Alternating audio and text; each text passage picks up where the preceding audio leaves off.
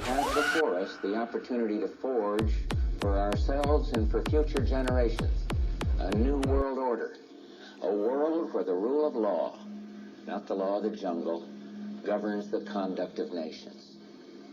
When we are successful, and we will be, we have a real chance at this new world order, an order in which a credible United Nations can use its peacekeeping role to fulfill the promise and vision of the UN's founders.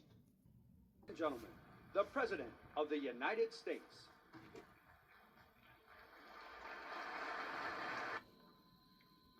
Your Highnesses. Dr. Ida, thank you very much for the kind introduction.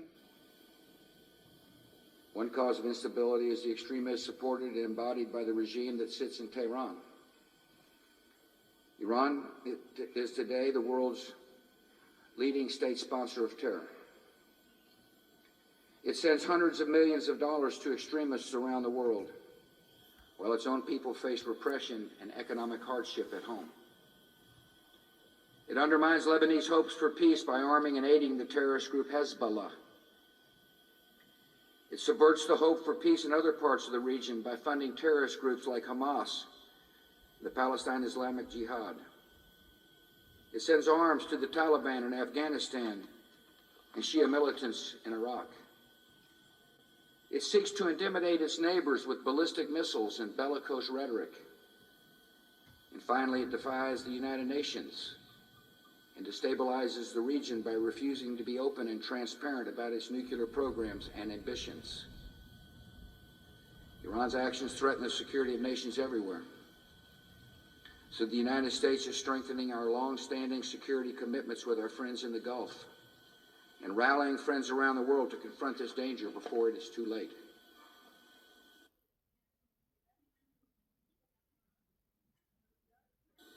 At the beginning of my trip, I met with both Israeli and Palestinian leaders. I was impressed by their commitment to move forward and by supporting the legitimate aspirations of both sides. We will encourage reconciliation between the Israeli and Palestinian people, foster reconciliation between Israelis and Arabs, and build a foundation for lasting peace that will contribute to the security of every state in the Gulf. The United States has no desire for territory. We seek our shared security in your liberty. We believe that stability can only come through a free and just Middle East, where the extremists are marginalized by millions of moms and dads who want the same opportunities for their children that we have for ours.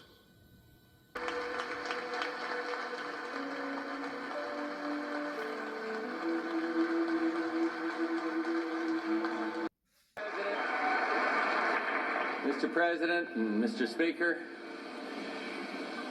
and members of the United States Congress, and distinguished guests, fellow Americans, thank you very much for that warm welcome.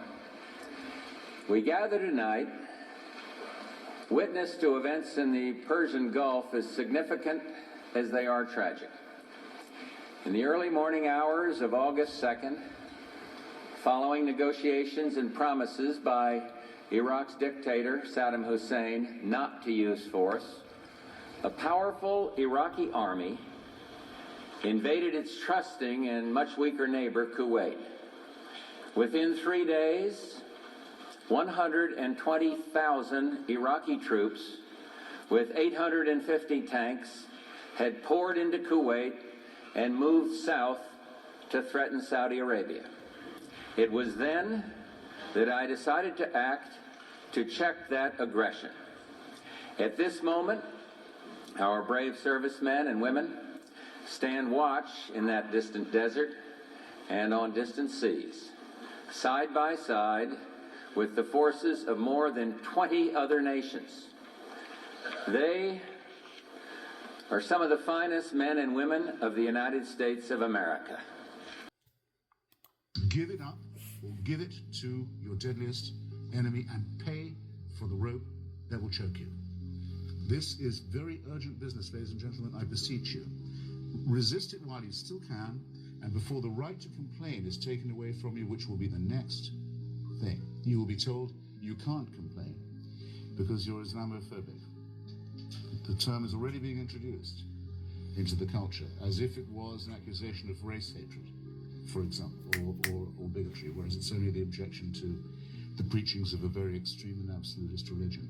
Watch out for these symptoms. They are not just symptoms of surrender, very often ecumenically offered to you by men of God in other robes, Christian and Jewish and smarmy ecumenical. These are the ones who hold open the gates for the barbarians. The barbarians never take a city till someone holds the gates open for them.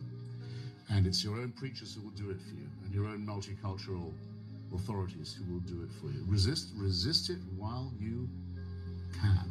And if you wonder what will happen if you don't, look and see how a cricket team in Middlesex in England had to change its name by force last week because it was called, and had been for years, the Middlesex Crusaders. Look and see how stories about little pigs can't be taught to children in English schools anymore, lest offense be taken by the religion of peace.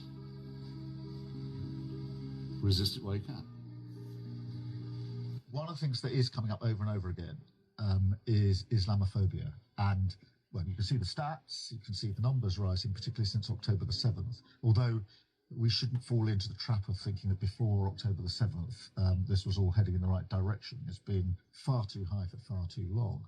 Clearly, we need to just say over and over again, Islamophobia is intolerable. It can never, ever be justified. And we have to continue with a zero tolerance approach.